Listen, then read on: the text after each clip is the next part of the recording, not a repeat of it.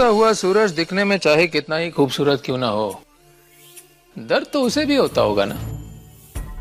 दुख हुआ, मुझे भी बहुत दुख हुआ। नंदिनी आत्या आपके लिए साड़ी लाना भूल गई। अरे भाई, कल तक तो आप इस घर की जान थी। सुबह सबके लिए चाय बनती थी तो आपके लिए बादाम का दूध। फिर अचानक एक ही रात में फिल्म की स्टोरी बदल कैसे गई? बात कुछ जची नहीं। और मुझे यकीन है चुभी तो आपको भी होगी। कल तक तो आप इस घर में हीरोइन बनकर घूम रही थी। स्वरा क्या आ गई एक्स्ट्रा।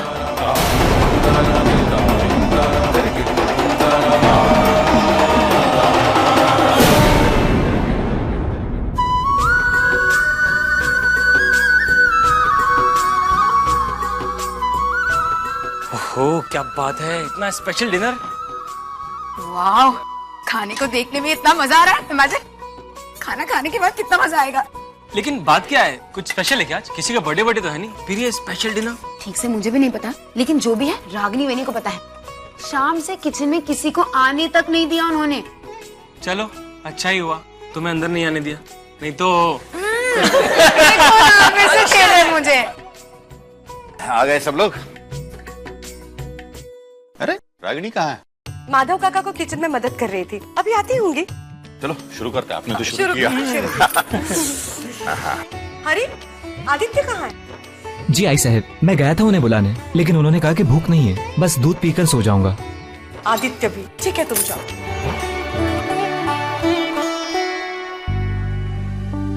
अरे सब्जी में नमक नहीं है। नमक नहीं है? शायद महाराज भूल गए होंगे। अरे नहीं है, ये दाल में भी नमक नहीं है। अरे किसी भी चीज में नमक नहीं, ऐसा कैसे हो सकता है? माधव काका जरा महाराज को बुलाइए। आई साहब, पता नहीं हमारे महाराज को आज क्या हो गया है। आज खाने में नमक डालना ही भूल गए।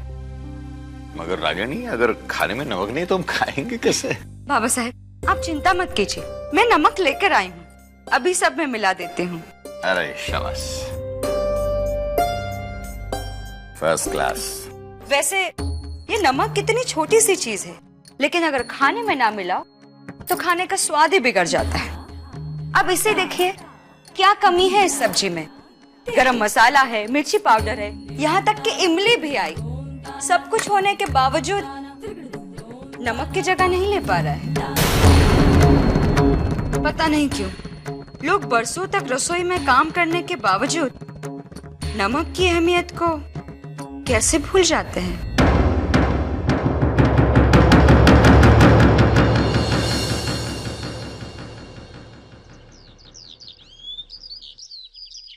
क्या हुआ परशुराम जी, पैसों का प्रबंध हुआ कि नहीं है? नहीं, मैं जानता हूँ कि आपके पास कल शाम तक का समय है, फिर भी मैं अपने दिल को तसल्ली दिलाने के लिए यहाँ चला आया, ये देखने के लिए कि आपकी कोशिश कहाँ तक पहुँची है। मेरे पैसे वसूलना मेरे लिए कोई बड़ी बात नहीं, और कुछ नहीं तो जितने पैसे तुमने लिए है ना परशुराम जी, उतने ही तुम्हारी हड्डियों को तोड़ दूंगा मैं। नमस्ते।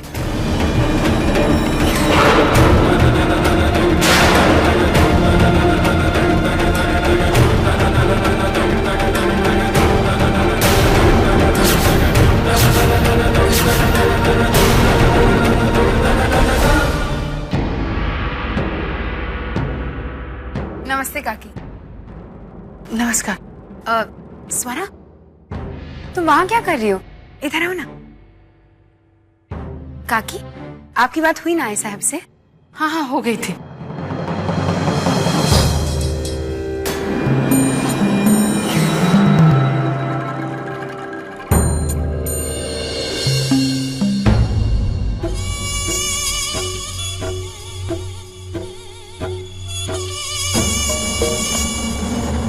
ये हमारी खानदानी हार है।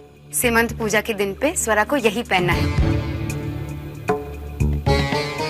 स्वरा, इसे संभाल कर रखना। ये गहने सिर्फ गहने नहीं है, ये हमारे घर के संस्कार है, हमारे घर का बड़प्पन है ये। आई साहब ने बड़े प्यार से तुम्हारे लिए भेजा है, जरूर पहनना। हाँ काकी, आप बहनी की बात का बुरा मत मानना।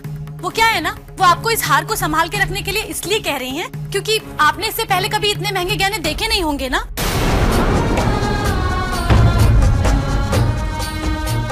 पूरे 10 तोले का है। शांति, बहनी बताना तो पड़ता है ना, आखिर 10 तोले का हार जो है। हाँ शांति बस भी करो। ठीक है काकी, हम चलते हैं। नहीं रुकिए ना, मैं चाय बनाती हूँ। नहीं काकी, वो आई साहब घर पे इंतजार कर रही है ना, और बहुत सारा काम भी बाकी है, हम चलते हैं। अरे ये नमस्ते।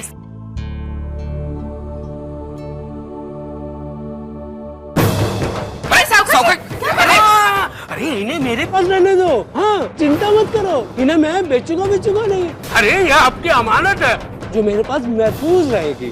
पूरे पैसे ला कर दे दो, इसे ले जाओ। नहीं साहूकार जी, ऐसा मत कीजिए। ये गहने हमारे नहीं है, हमारे बेटे के ससुराल से आए हुए हैं।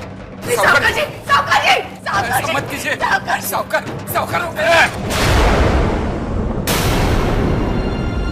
अपने कुर्ते से बाहर हाथ मत निकालना, वरना आदमी भिजवा कर हाथ पैर तुड़वा दूंगा। मैं पाँव पड़ता हूँ साहूकार।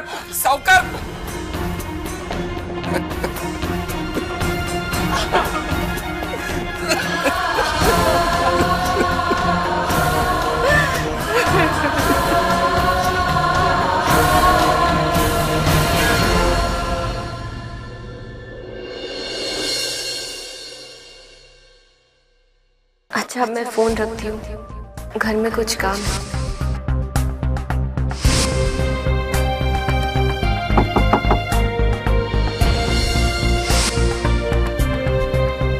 क्या बात है स्वरा, कोई प्रॉब्लम?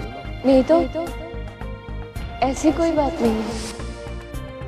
मैं सोच रही थी कि अगर हम आज नहीं जाए तो, दरअसल मेरा मन नहीं कर रहा। कुछ ना कुछ तो जरूर हुआ है। शायद ऐसी कई प्रॉब्लम्स हैं जिसे स्वरा मेरे साथ शेयर नहीं कर पा रही। क्या फिर ऐसा भी तो हो सकता है कि कल आई के साथ होने की वजह से वो मुझे कुछ कह नहीं पाई?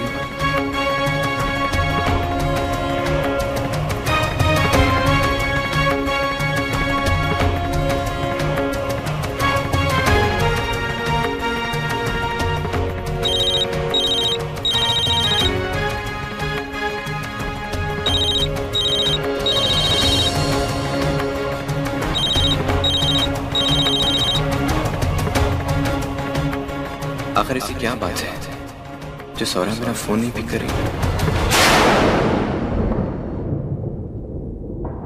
अरे आप तो बस कमाल हो, हैं? इतना बड़ा हाथ मारने की तो मैं भी नहीं सोच सकता। अब आएगा परशुराम पहाड़ के नीचे। अरे ये कुछ भी नहीं है, अब देखना आगे। अगर उस परशुराम ने मेरे पैसे वापस नहीं किए ना, तो देखना मैं उसे कैसा नाच नचाता हूँ। हाँ, अरे गोवर्धन को मना किया है। साहूकार जी, तुम अगर दया वया की बात करनी है तो अपना मुंह बंद रख, अगर पैसे की बात करनी है तो मुंह खोल। साहूकार जी, इतने पैसे मेरे पास नहीं है। हाँ, इतने पैसे मेरे पास नहीं है। अरे वही राग अलाप रहा है। साहूकार जी सुनिए तो सही, मेरे पास पैसे नहीं है, लेकिन हमारी जमीन है श्रीरंगपुर में, तो उसके कागजात में लेके आया हूँ। ये कागजात आप अपने पास रखिए, चाहिए तो वो जमीन बेच दीजिए और आपके पैसे ले लीजिए, लेकिन गहने मुझे दे दीजिए।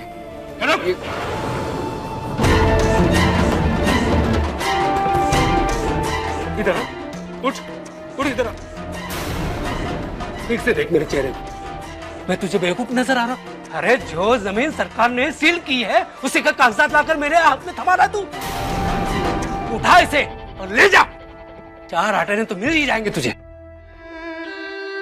साहूकार जी, आप सही कह रहे हैं, लेकिन इस जमीन का जो नुकसान हो गया है ना, उसके बदले सरकार मुआवजा देने को तैयार है। तुम्हारे ये टिचुए है ना, बहाना बंद कर। मुझे मेरे पैसों से प्यार है। किससे? पैसों से। अगली बार जब आओगे ना तो पूरे पैसे लेकर आना रात समय, हाँ? और ये गहने लेकर जाना। नहीं नहीं साहूकार जी, ये गहने तो मुझे कल चाहिए। ये गहने किसी और की अमानत है और इस गहनों के साथ मेरी बेटी का भविष्य जुड़ा है। साहूकार जी दया कीजिए, साहूकार जी दया कीजिए।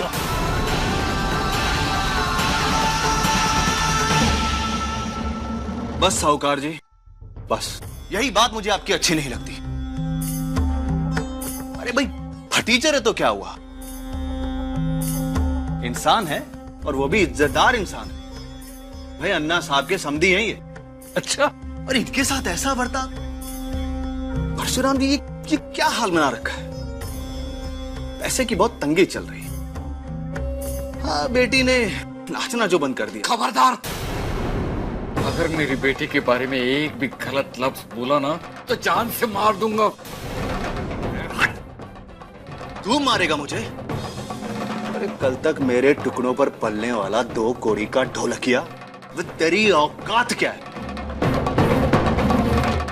अच्छा करते हैं आप ऐसे लोगों के साथ। ऐसे लोगों को चप्पल से मारना चाहिए। चल निकल यहां से।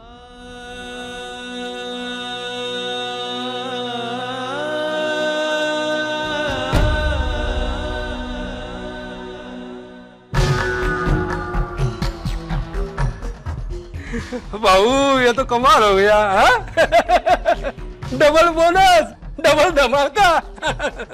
जमीन भी अपनी और गहने भी।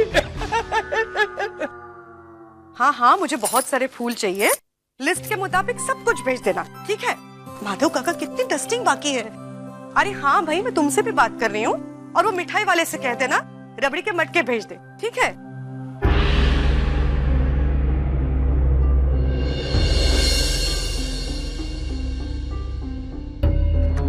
पता नहीं क्यों लोग बरसों तक रसोई में काम करने के बावजूद नमक की अहमियत को कैसे भूल जाते हैं।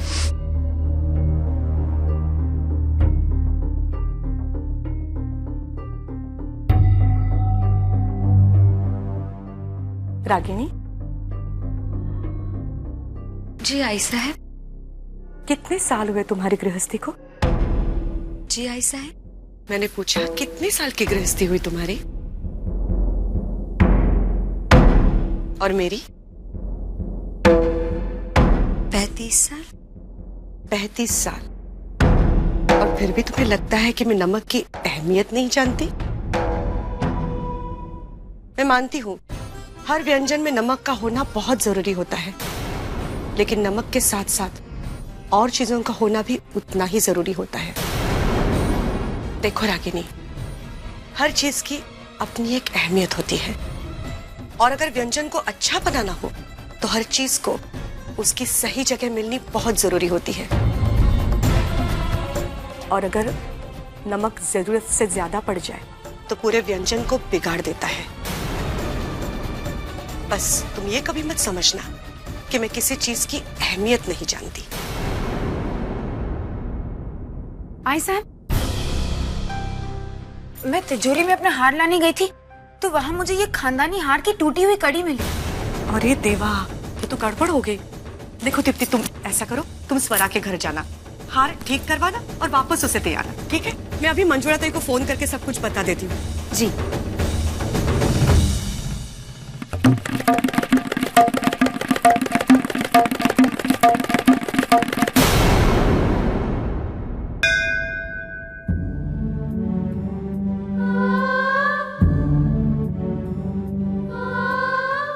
ऐसा क्यों हो रहा है पापा?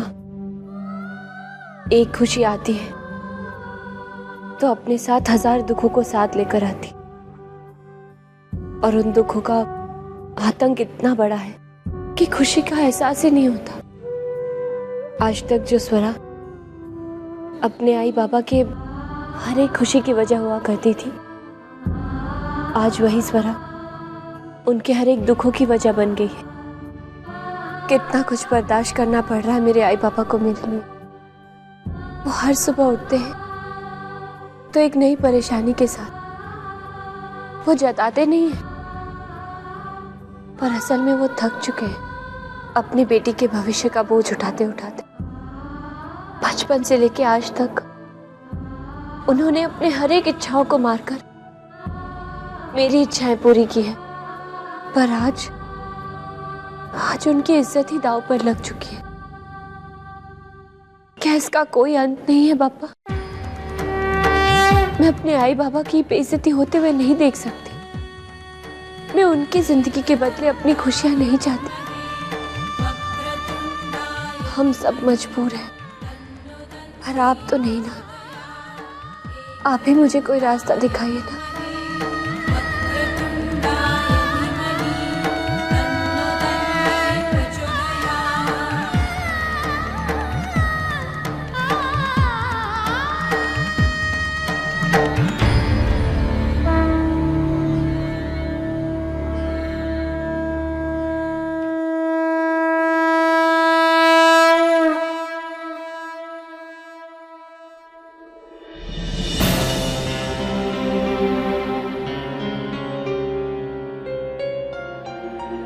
मुझे पता था इस वक्त तो मुझे यही मिलोगी, और मुझे ये भी पता है कि भगवान के आगे तुम मुझसे कुछ नहीं छिपाओगी। आपको ऐसा क्यों लग रहा है? मैंने आपसे कहा ना, सच में ऐसा कुछ भी नहीं है जो मैं आपसे छिपा रही हूँ। तो फिर जो मैं महसूस कर रहा हूँ वो क्या है? जब अपने कोई मुसीबत में होते हैं तो दिमाग से पहले दिल को पता चल जाता है। आज मेरा दिल ये कह रहा है कि तुम किसी तकलीफ से गुजर रहे हो सरा। आप बेवजह ही परेशान हो रहे हैं। मैं पापा की भक्त हूँ और उनके भक्तों पर ऐसी कोई मुश्किल आ ही नहीं सकती जिसका कोई हल ना हो। तुम्हारे कहने का मतलब हल होने वाली ही सही है, लेकिन कोई ना कोई मुश्किल तो है ना। ऐसी तो कोई भी बात नहीं है। सरा प्लीज, हमारी शादी होने वाली है, हम एक दूसरे के साथ बंधने वाले हैं। फिर ये दूरियां कैसी? फिर क्यों तुम्हारी जिंदगी में ऐसा कुछ है जो तुम मुझसे बांट नहीं सकती? सरा, जो मैं कह रहा हूं गलत नहीं कह रहा हूं। तुम लाख छुपाने की कोशिश करो, लेकिन तुम्हारी आंखों में वो दर्द दिखता है। और कल मैंने उस दर्द को देखा है, और कल की पूरी रात उसी दर्द को याद कर करके काटी। सरा, तुम इस हालात में हो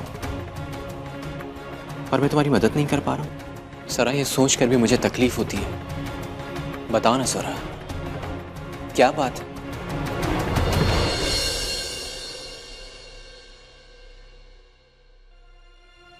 ठीक है, तुम मुझे नहीं बताना चाहती तो मत बताओ। मैं भी तुम पर कोई जबरदस्ती नहीं करूंगा, क्योंकि मेरा यह स्वभाव नहीं है। आज के बाद मैं तुमसे कुछ नहीं पूछूंगा। चलो, मैं तुम्हें घर छोड़ देता हूं।